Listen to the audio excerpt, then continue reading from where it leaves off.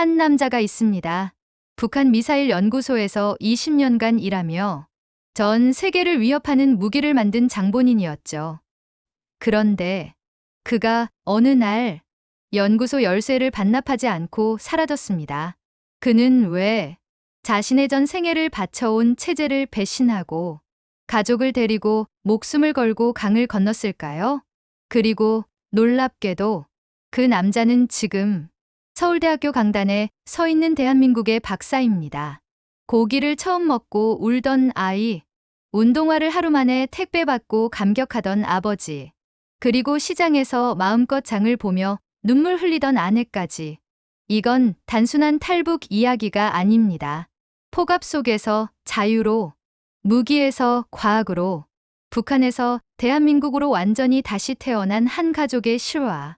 이제부터 그 누구도 들어보지 못한 가장 뜨겁고 가장 감동적인 진짜 대한민국 이야기를 시작합니다. 이번 이야기 끝까지 함께 해주시고 구독과 좋아요로 응원 부탁드립니다. 여러분의 응원이 한국의 더욱 놀라운 이야기를 전하는 원동력이 됩니다. 금속성 경고음이 지하 벙커 전체를 울리며 강철문이 자동으로 닫혔습니다. 하얀 형광등이 무표정하게 천장을 밝히고 회색 콘크리트 벽에는 방사능 경고 표시와 붉은 글씨의 구호가 붙어 있었습니다. 조국을 위하여, 수령님을 위하여. 그 공간은 마치 감정이 허용되지 않는 실험실 같았고 그 안에서 나는 하루 12시간 이상을 도면과 수치, 계산식 속에 파묻혀 살았습니다. 나는 북한 군수과학연구소 소속 미사일 개발팀의 중책을 맡고 있는 공학자였습니다. 김동무, 고도 안정화 알고리즘 수정됐소? 상관인 박중자는 늘 같은 말투로 내게 물었습니다. 그의 얼굴에는 늘 관기 어린 충성심이 붙박이로 박혀 있었죠. 네, 수정 보고서 여기 있습니다. 유도 오차 0.2도까지 줄였습니다. 나는 건조하게 대답하며 프린트된 설계도와 연산 결과를 그의 책상에 놓았습니다. 그는 그것을 흡족하게 넘겨보다가 갑자기 내 어깨를 툭 치며 말했습니다. 좋아. 이런 기술이 바로 조국을 지키는 무기요. 남조선 놈들은 우리 손바닥 안에 있는 겁니다. 알겠소? 나는 그 말을 듣고 고개를 끄덕였지만 가슴 한편이 서늘하게 식어가는 걸 느꼈습니다.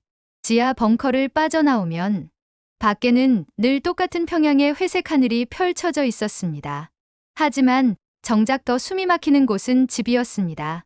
연구소에서는 수백 킬로미터를 날아가는 탄도미사일을 설계하면서도 집에서는 감자죽 한 그릇으로 아이의 허기를 달래야 했습니다. 작은 단칸방 안 벽에는 곰팡이 자국이 퍼져 있었고 화장실은 공동으로 써야 했습니다. 냉장고는 텅 비어 있었고 수도는 종종 녹물이 섞여 나왔습니다. 그날도 퇴근 후 집에 도착하니 아내는 아이를 품에 안고 있었습니다. 오늘도 배급 안 나왔어요. 시장에 나가도 쌀은 구경도 못하고 겨우 감자만 좀 샀어요. 그녀의 목소리는 조용했지만 그 안에 깃든 지친 한숨은 너무나 컸습니다. 식탁 위엔 김이 거의 나지 않는 감자죽 한 그릇이 덩그러니 놓여 있었습니다.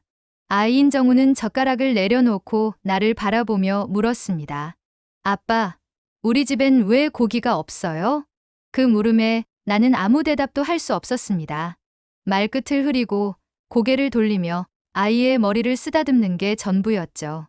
그날 밤 나는 이불 속에서 아내와 조용히 속삭였습니다. 이게 진짜 조국을 위한 삶이오?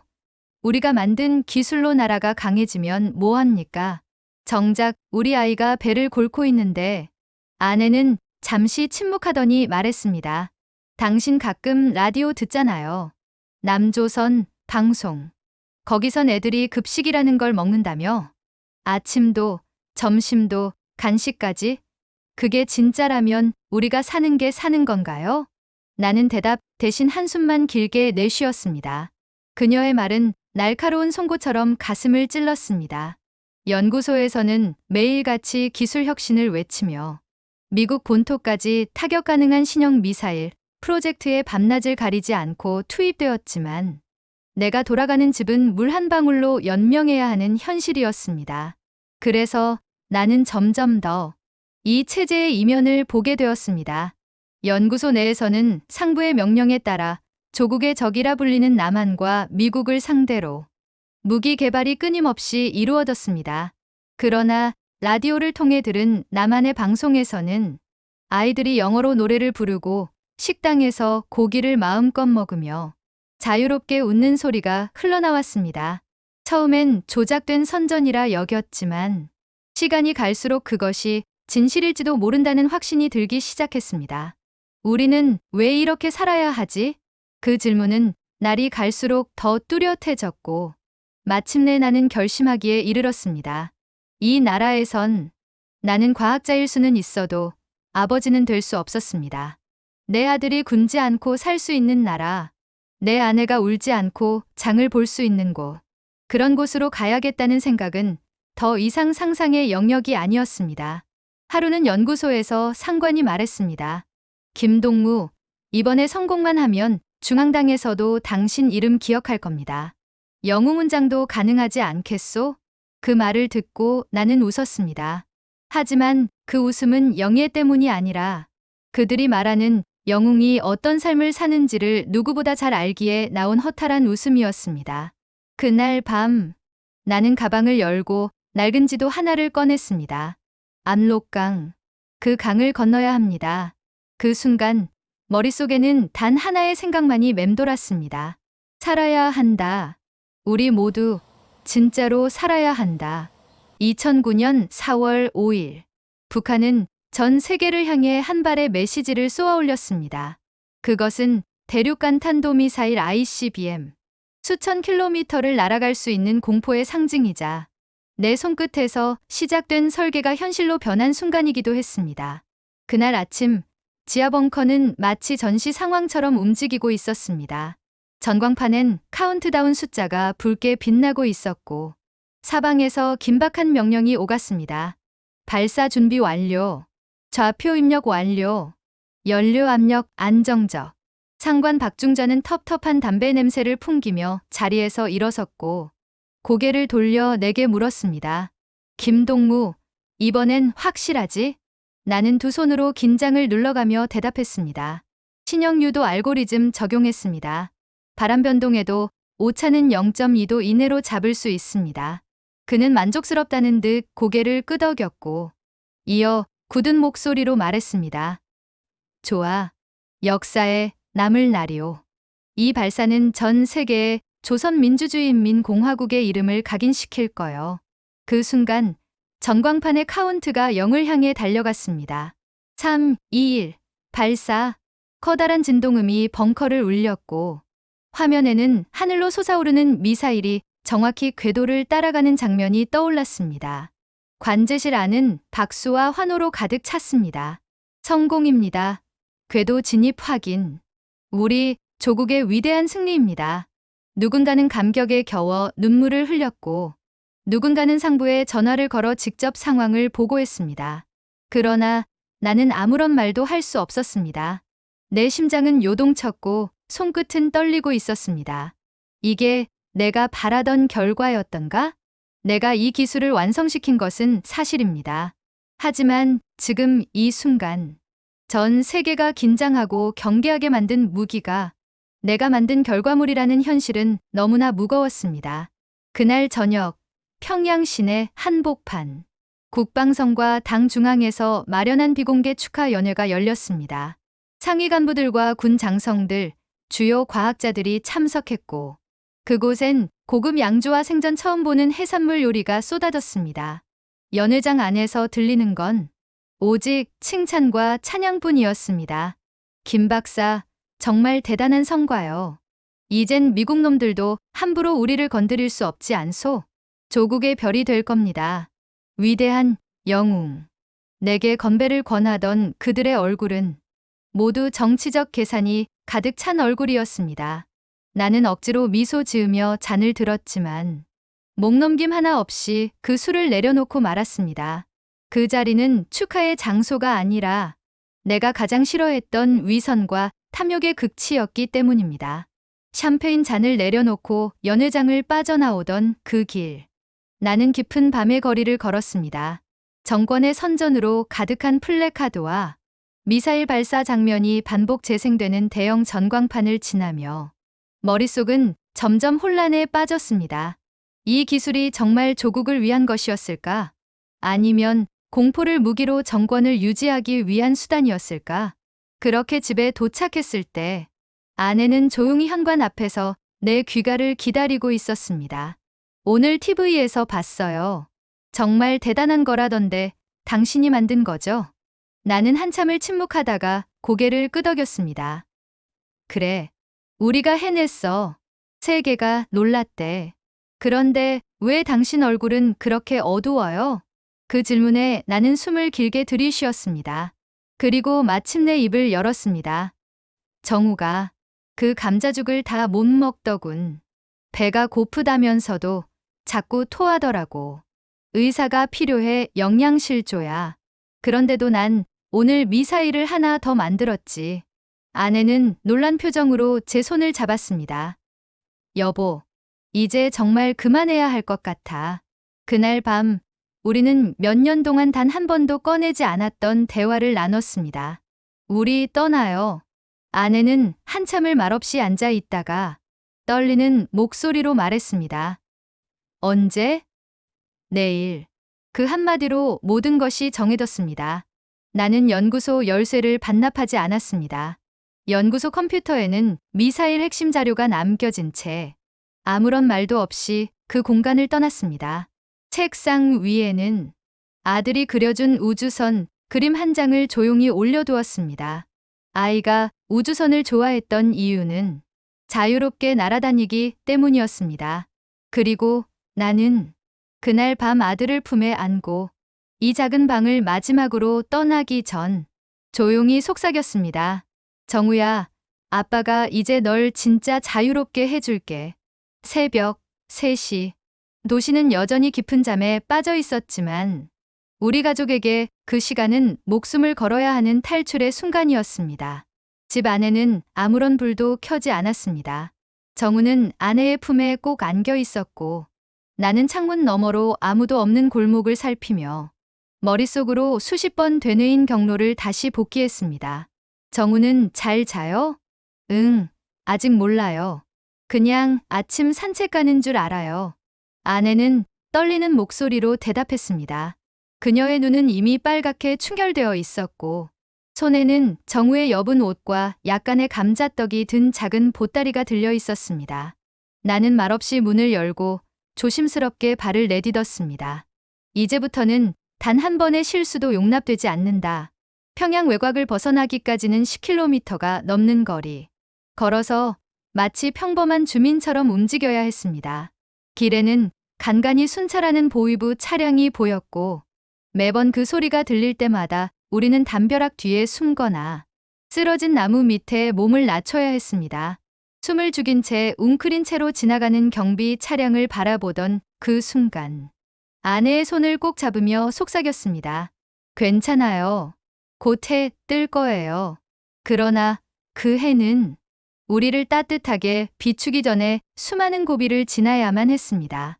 평양을 빠져나와 한적한 농촌 지대를 통과할 때쯤 우리는 미리 접선하기로 한 중개인을 만났습니다. 그는 검은 모자를 눌러 쓴 40대 남성이었고 몇 마디 말도 없이 곧장 우리를 따라오라고 손짓했습니다. 여기서부터는 조심하셔.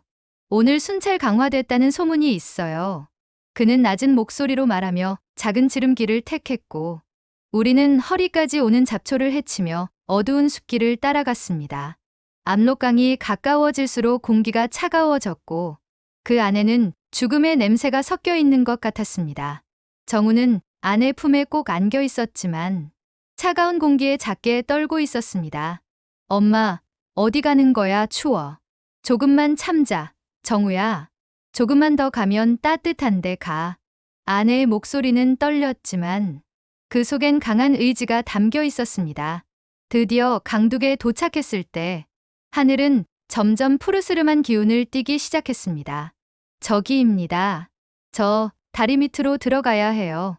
중개인의 말에 우리는 급히 무릎을 꿇고 강물의 소리를 들으며 기다렸습니다. 압록강, 넓고 잔잔해 보이지만 그 아래에는 수많은 탈북자들의 절규가 깃들어 있는 강. 자, 지금입니다. 경비병 눈치채기 전에 건너야 해요. 우리는 숨을 고르고 고무보트도 없이 몸으로 강을 건너야 했습니다. 나는 정우를 등에 업고 아내는 묵묵히 강 속으로 발을 들였습니다. 차가운 물살이 무릎을, 허리를, 가슴까지 적시며 숨이 턱 막힐 정도로 몸을 조였습니다. 여보, 발이 안 느껴져요. 괜찮아. 조금만 더. 바로 그때였습니다. 멈춰라. 거기 누구냐? 강 건너에서 경비병의 고함이 들려왔습니다. 뒤이어 들려온 건 총성. 탕, 탕, 탕. 물살을 가르며 총알이 튀었고 우리는 본능적으로 몸을 더 깊숙이 담그고 반대편으로 미친 듯이 헤엄쳤습니다. 정우는 뒤에서 작게 울기 시작했고 나는 차가운 물에 눈도 뜰 수 없었지만 머릿속엔 오직 한 생각뿐이었습니다. 건너야 한다. 무슨 일이 있어도 건너야 해. 총소리는 멀어졌고 몇 분이었는지 몇 시간이었는지 모를 그 순간이 지나 드디어 강 건너 진흙둔덕에 손이 닿았습니다. 잡았어. 여보, 여기야. 나는 뒤따라오는 아내의 손을 잡아 끌어올렸고 마침내 우리 셋은 땅을 밟았습니다. 그곳은 더 이상 북한이 아니었습니다. 대한민국도 아니었지만 적어도 총구 앞에서 벌벌 떨지 않아도 되는 곳이었습니다. 강둑에 주저앉은 아내는 울음을 터뜨렸고 정우는 내 품에서 잠들어 있었습니다. 숨을 몰아쉬며 나는 하늘을 올려다봤습니다. 별이 가득한 밤하늘. 그 아래서 나는 처음으로 진짜 숨을 들이쉴 수 있었습니다. 강을 건넌 그날 우리는 평생 잊을 수 없는 날씨와 공기의 냄새를 기억하게 되었습니다. 흙냄새와 풀잎 냄새, 그리고 죽지 않고 살아남았다는 생생한 현실의 냄새. 강을 넘은 그 땅은 엄밀히 말해 우리를 환영하지 않았습니다. 중국 영토였습니다. 그리고 우리에게는 그 땅 위에서도 숨죽여 살아야 하는 시간이 기다리고 있었습니다. 첫날 밤은 한 농가의 외딴 창고였습니다. 중개인이 안내해준 낡은 판잣집 안에서 우리는 옷도 제대로 갈아입지 못한 채 서로의 체온으로만 몸을 녹였습니다. 아내는 정우를 안고 가만히 제게 물었습니다. 여보, 우리 이제 어떻게 해요? 나는 말없이 창문 틈으로 바람에 흔들리는 나무를 보며 대답했습니다. 절대 잡히지 말아야 해요. 여기서 잡히면 다시 북한으로 끌려가요. 그땐 정말 끝이에요. 중국 공안은 탈북자를 불법 월경자로 규정합니다. 한 번이라도 발각되면 그대로 북송입니다. 우리가 건넌 건 압록강이지만 넘어야 할 공포는 아직 더 많았습니다. 우리는 지인의 지인을 거쳐 또 다른 마을로, 그리고 그곳에서 다시 도시 외곽으로 옮겨 다녔습니다. 중국 현지 조선족의 도움을 받아 잠시 농장 일을 하며 먹을 것을 구했고 밤마다 창고에서 잠을 청했습니다. 낮에는 외출을 하지 않았습니다. 정우는 어린 나이에 말을 조심하라는 교육부터 받아야 했습니다. 정우야, 절대 우리는 북한에서 왔다고 말하면 안 돼. 여기선 그냥 중국 친구라고 해. 정우는 이해하지 못하는 얼굴이었지만 고개를 끄덕이며 작게 대답했습니다. 응, 알았어. 아빠랑 엄마랑 중국 사람. 아내는 매일같이 긴장 속에서 살았습니다. 공안 순찰 차량의 소리가 들리기만 해도 그녀는 정우를 안고 이불 속에 숨었습니다. 나는 매일 밤 노트에 일정과 위치, 탈출 계획을 정리하며 다음 단계를 준비했습니다. 우리가 이곳에 더 오래 있을 수는 없어요. 제3국으로 나가는 방법을 찾아야 해요. 운 좋게도 조선족 브로커를 통해 동남아시아로 이동할 수 있는 루트를 소개받게 되었습니다. 위험 부담은 컸지만 기회는 그 한 번뿐이었습니다. 수천 달러의 돈을 요구받았지만 다행히 나는 연구소에서 몰래 챙긴 금 조각 몇 개를 중국에서 현금화해 그 비용을 마련할 수 있었습니다. 이 돈이면 국경 넘는 트럭을 타고 나갈 수 있습니다. 하지만 다시는 연락 못합니다. 브로커의 그 말은 우리 가족의 목숨을 건 도박이 시작된다는 뜻이기도 했습니다. 며칠 뒤 우리는 폐공장 지대에서 작은 화물 트럭에 올라탔습니다. 트럭 내부는 숨이 막힐 정도로 밀폐되어 있었고 정우는 갑갑한 공기에 울음을 참느라 입술을 깨물었습니다. 조금만 참자, 우리 아들. 이 트럭만 지나면 이제 자유야. 나는 그렇게 말하며 아들을 꼭 껴안았습니다. 트럭은 12시간 넘게 달렸고 경계를 통과하는 수차례의 위기 속에서도 기적적으로 아무런 검문 없이 국경을 넘었습니다. 도착한 곳은 태국이었습니다. 거기서 우리는 UN 난민기구에 스스로 신고했습니다. 처음으로 우리가 누구인지 어디서 왔는지를 숨기지 않고 말할 수 있는 순간이었습니다. 저는 조선민주주의인민공화국 출신입니다. 탈북자이고 가족과 함께 왔습니다. 우리는 한국으로 가고 싶습니다. UN 직원은 긴 침묵 끝에 고개를 끄덕였습니다. 신원 확인 후 절차를 진행하겠습니다. 며칠간의 대기 후 대한민국 이민국 관계자들이 저희를 찾아왔습니다. 그 순간 나는 믿기지 않아 멍하니 앉아 있었고 아내는 두 손으로 얼굴을 감싸고 울기 시작했습니다. 정우는 무슨 일이냐는 듯 두리번거렸지만 아내는 아이를 끌어안고 말했습니다. 정우야, 우리 이제 진짜 한국 가는 거야. 아빠가 말했던 진짜 밥도 주고 놀이터도 있는 그 나라. 그리고 마침내 우리는 비행기에 몸을 실었습니다.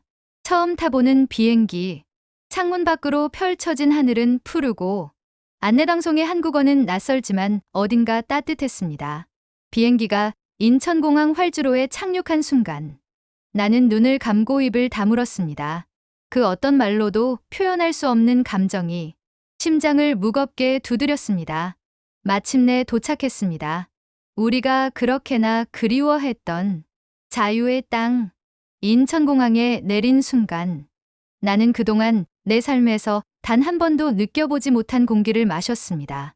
깨끗하고 자유롭고 무엇보다 공포가 없는 공기.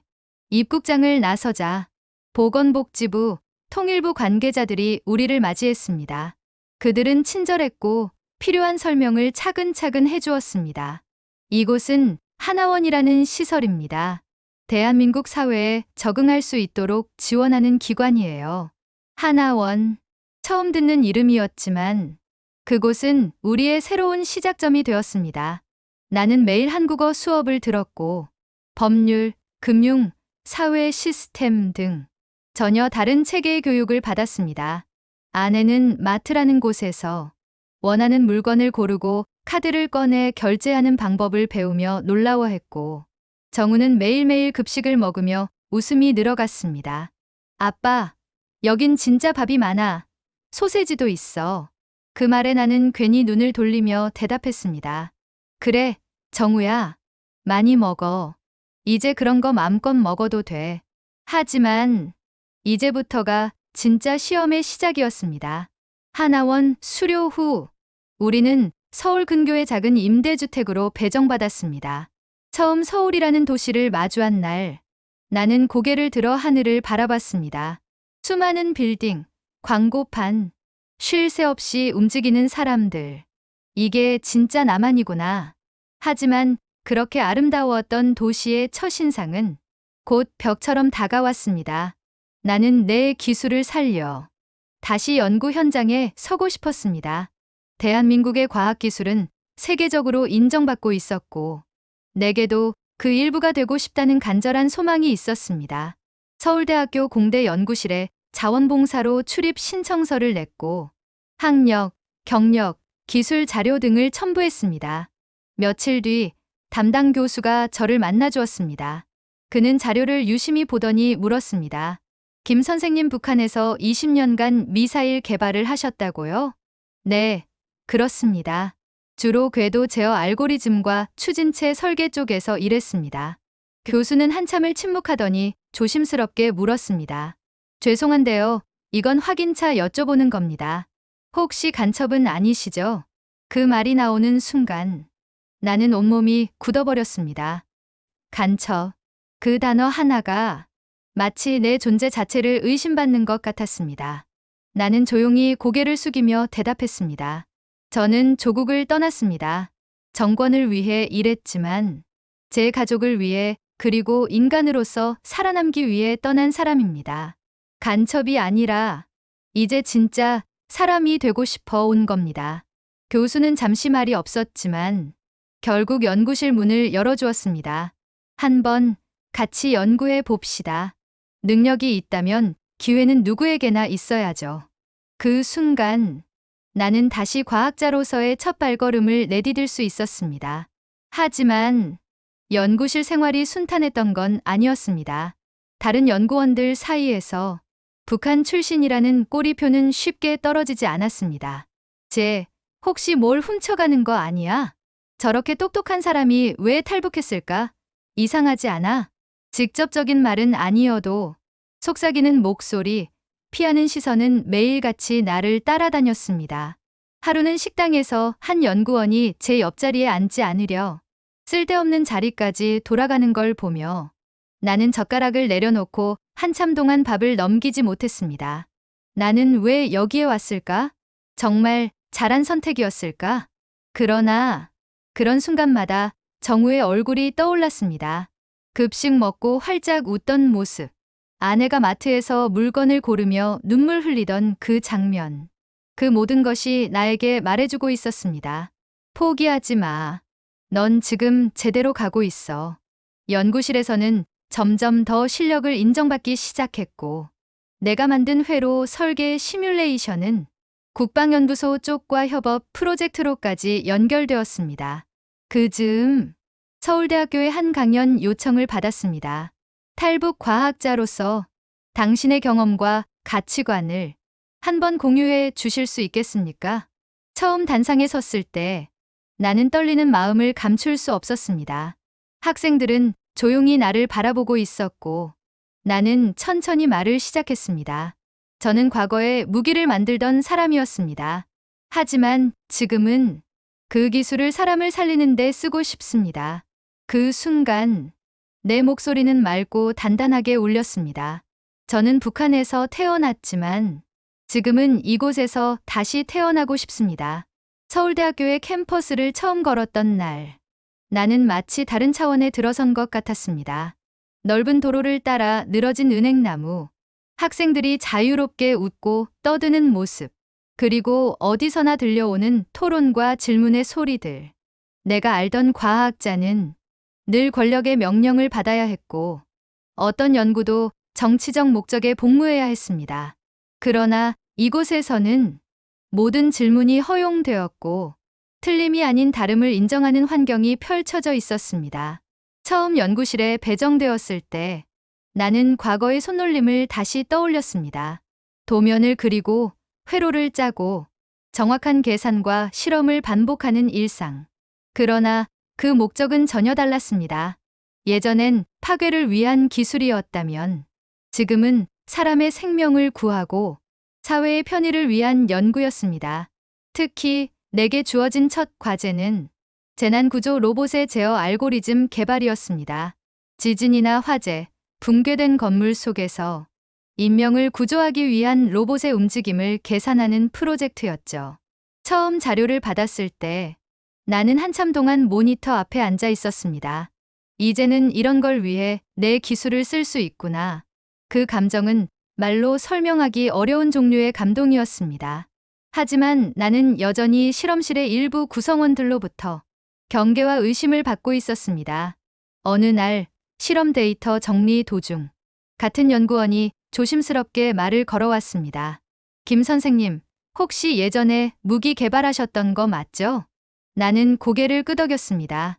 네, 북한에서 20년간 미사일 유도 시스템을 설계했습니다. 그는 놀란 눈으로 나를 바라보며 말했습니다.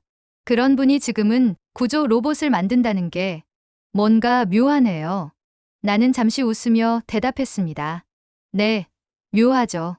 하지만 그게 제가 살아있는 이유이기도 해요. 그는 한참을 생각하다가 조용히 말했습니다. 좋은 일 하시네요. 솔직히 감동받았습니다. 그 말을 들은 순간 나는 아주 조금, 정말 조금 마음의 짐을 내려놓을 수 있었습니다. 며칠 뒤 연구실 교수님이 내게 특별한 제안을 하셨습니다. 이번 학기에 신입생 대상 공개 특강이 하나 있는데요. 김 선생님께서 직접 해보시는 건 어떻습니까? 그간의 경험과 기술 이야기, 학생들에게 큰 자극이 될 것 같습니다. 처음엔 망설였습니다. 과연 내가 이 자리에서 말할 자격이 있을까? 하지만 이내 마음을 다잡았습니다. 지금 내가 하는 말이 누군가의 편견을 바꿀 수도 있고 다른 탈북자들에게 용기를 줄 수도 있겠지. 강연 당일 서울대 공대 대강당에는 100명도 넘는 학생들이 자리를 가득 채웠습니다. 나는 마이크를 손에 들고 단상 위에 섰습니다. 안녕하세요. 저는 김성우입니다. 북한에서 태어나 20년 동안 미사일을 개발했던 과학자였습니다. 순간 강의실 안이 조용해졌습니다. 나는 그 침묵을 뚫고 계속 말했습니다. 제가 했던 일은 정권이 세계를 위협하는 무기를 만드는 일이었습니다. 하지만 지금 저는 재난 현장에서 사람을 구하는 로봇을 만들고 있습니다. 학생들의 표정이 변하기 시작했습니다. 경계와 의심에서 이해와 공감으로 왜 이런 일을 하게 되었느냐고요? 저는 이제 파괴가 아닌 희망을 만들고 싶어서입니다. 나는 천천히 주머니에서 작은 그림 한 장을 꺼냈습니다. 정우가 북한에서 그려줬던 우주선 그림. 이 그림을 그린 아이는 강을 건너며 울지 않았습니다. 왜냐면 아빠가 지켜줄 거라고 믿었기 때문입니다. 강당은 조용했습니다. 어떤 학생은 눈시울을 붉혔고 어떤 학생은 진지한 표정으로 고개를 끄덕였습니다. 강연이 끝난 후 한 학생이 다가와 말했습니다. 선생님, 저 북한에 대해 안 좋은 이미지만 있었어요. 근데 오늘 강연 들으면서 많이 반성하게 됐습니다. 정말 존경합니다. 그 말을 듣고 나는 조용히 고개를 숙이며 대답했습니다. 감사합니다. 그 말 한마디에 저는 더 열심히 살아야겠다는 생각이 듭니다. 그날 밤 집에 돌아온 나는 아내와 함께 늦은 저녁을 먹으며 조용히 말했습니다. 나 오늘 처음으로 사람들 앞에서 내 이야기를 했어. 아내는 미소 지으며 물었습니다. 어땠어요? 나는 고개를 끄덕이며 대답했습니다. 살아있는 느낌이었어. 진짜 나로 살아가는 기분 처음이었어. 서울에 정착한 지 1년이 넘어가던 봄. 우리는 마침내 평범한 일상을 누릴 수 있게 되었습니다. 아무도 쫓아오지 않고 총소리가 들리지 않는 밤. 아이의 숨소리와 아내의 밥 짓는 소리만 들리는 집. 그 자체가 천국 같았습니다. 그날 아침 정우는 부쩍 신이 나 있었습니다. 학교 갈 준비를 하면서 벌써부터 메뉴 얘기를 꺼냈죠. 아빠, 오늘 학교에서 제육볶음 나와요. 어제부터 친구들이 급식 맛집이라고 했어요. 나는 웃음을 참으며 대답했습니다. 그럼 오늘 실컷 먹고 와야겠네. 고기도 남김없이. 정우는 책가방을 메고 현관문을 나서며 한마디를 더 남겼습니다. 아빠, 여기선 밥이 공짜인데 진짜 맛있어요. 나만 애들은 그게 당연한 줄 알아요. 나는 그 말에 마음이 덜컥 내려앉는 것 같았습니다. 그래, 정우야, 너한텐 모든 게 새롭지. 점심 무렵, 정우의 담임 선생님에게서 전화가 왔습니다. 김정우 학생 부모님 되시죠? 혹시 정우가 요즘 식사량이 많아진 건가요? 네, 갑자기 왜 그러시죠? 오늘 급식 시간에 밥을 4공기나 먹더라고요. 국도 3번 리필했고 친구 반찬도 조금 나눠 받았대요. 혹시 집에서 식사가 어려운 건 아닌지 걱정돼서. 그 말을 듣고 나는 한동안 말이 나오지 않았습니다.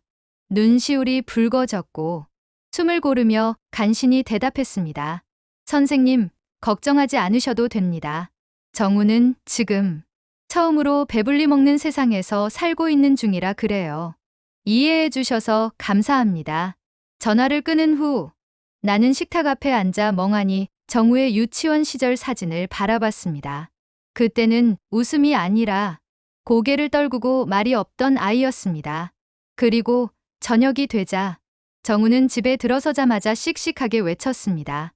아빠, 나 오늘 급식 4번 먹었어요. 제육볶음 진짜 많았어요. 그리고 우유도 2개 마셨어요. 나는 웃으면서 정우를 안아 올렸습니다. 잘했어, 우리 아들. 배불리 먹는 내 모습이 아빠한테는 세상에서 제일 좋아. 아내는 그 모습을 보고 있다가 말없이 식탁에 앉아 고개를 숙이고 울기 시작했습니다. 이렇게 먹는 걸로 행복해하는 아이를 보니까 진짜 우리가 살고 있는 것 같아요. 그날 밤, 정우는 숙제를 하다 말고 내게 물었습니다. 아빠, 우리 언제까지 이 집에서 살 수 있어요? 나는 웃으며 대답했습니다. 우린 이제 어디로도 가지 않아. 여기가 우리 집이야. 정우가 커서도 결혼해서도 이 나라에서 살 수 있어. 정우는 고개를 끄덕이고 다시 공책을 펼쳤습니다. 며칠 뒤 정우의 운동화를 새로 사주기로 했습니다. 요즘 운동장에서 친구들과 축구를 하느라 바닥이 달았거든요. 나는 인터넷 쇼핑몰을 열고 운동화를 고르기 시작했습니다. 아내는 조심스레 물었습니다. 이런 건 직접 가서 사는 게 낫지 않을까요? 아니야. 요즘은 인터넷으로 사도 다 돼. 게다가 다음 날 도착이래. 내일 온다고요? 그게 어떻게 가능해요? 오늘 밤에 주문하는데? 나는 웃으며 말했다가 스스로도 믿기지 않아 다시 확인해 봤습니다. 여기 써 있잖아. 내일 도착 보장. 정말 도착할까 반신반의하면서도 주문을 완료했습니다. 그리고 이튿날 정오쯤 인터폰이 울렸습니다. 택배 왔습니다. 현관문을 열자 노란 조끼를 입은 기사님이 상자를 들고 서 있었습니다. 김성호님, 정우 운동화 맞으시죠? 나는 얼떨떨한 얼굴로 상자를 받아들었습니다. 이거 진짜 오늘 도착한 거예요? 어젯밤에 주문했는데, 예, 평일에는 몇 시간 내 배송도 있어요. 이건 아직 느린 편입니다. 나는 감탄을 감추지 못하고 고개를 숙였습니다. 정말 감사합니다. 정말 이런 나라도 있군요. 그는 웃으며 말했습니다. 아버님, 이게 대한민국이에요. 웬만한 건 다 내일 옵니다. 정우는 상자를 뜯자마자 운동화를 껴안고 환호했습니다. 우와, 진짜 새 거다. 내일 이거 신고 달리기 할 거예요. 그 모습에 아내는 가만히 앉아 있다가 눈물을 훔쳤습니다. 예전엔 정우 발에 맞는 신발 하나 찾기 힘들었는데 이젠 직접 클릭만 해도 집으로 오는구나. 그날 밤 우리는 김치찌개와 계란말이를 나눠 먹으며 소박하지만 푸짐한 식사를 했습니다. 정우는 밥을 2공기나 먹었고 아내는 김을 구우며 조용히 말했습니다. 당신 이 모든 게 기적이라는 거 알아요? 나는 고개를 끄덕였습니다. 알죠. 그래서 더 열심히 살 거예요. 우리 아들, 이 나라에서 누구보다 잘 자라게 하려면. 식사가 끝난 후 정우는 자기 방으로 들어가며 큰 소리로 말했습니다. 엄마, 아빠, 나 나중에 로봇 만드는 사람 될래요. 근데 그 로봇은 총 안 쏘는 로봇이야. 사람 구해주는 거. 나는 그 말에 울컥해졌습니다. 그래, 정우야. 그 로봇을 만들려면 공부도 열심히 해야지. 응, 내가 대한민국을 지키는 착한 로봇 만들게요. 그 순간 나는 또 한 번 깨달았습니다. 자유란 단지 어디를 갈 수 있고 말할 수 있다는 것만이 아닙니다. 가족이 밥을 먹고 웃고 내일을 걱정 없이 이야기할 수 있다는 것. 그게 바로 진짜 자유였습니다. 박사 학위를 받은 그날, 나는 서울대학교 강당 안에서 조용히 하늘을 올려다봤습니다. 조명이 비추는 천장 너머로 지난 10년의 시간이 필름처럼 스쳐 지나갔습니다. 미사일 도면을 그리던 차가운 콘크리트 벽, 감자죽을 떠먹이던 아내의 손, 압록강의 물살, 총성, 숨어 살던 중국의 밤. 그리고 지금 나는 이 땅의 대학에서 김성호 박사라는 이름으로 학위를 받고 있었습니다. 김성호 박사님, 진심으로 축하드립니다. 총장이 내게 학위장을 건네는 순간 나는 2손으로 그것을 받아들며 속으로 말했습니다. 이제 나는 파괴가 아니라 희망을 연구하는 사람이다. 행사가 끝나고 정우가 내게 달려왔습니다. 아빠, 이제 진짜 박사예요? 엄청 똑똑한 사람 된 거예요? 나는 웃으며 무릎을 꿇고 그 아이의 눈을 바라봤습니다. 그래, 아빠는 이제 진짜 똑똑한 박사야. 그런데 정우, 이제는 내가 더 똑똑해질 차례야. 정우는 활짝 웃으며 고개를 끄덕였습니다. 나도 박사 될래요. 로봇 만드는 박사.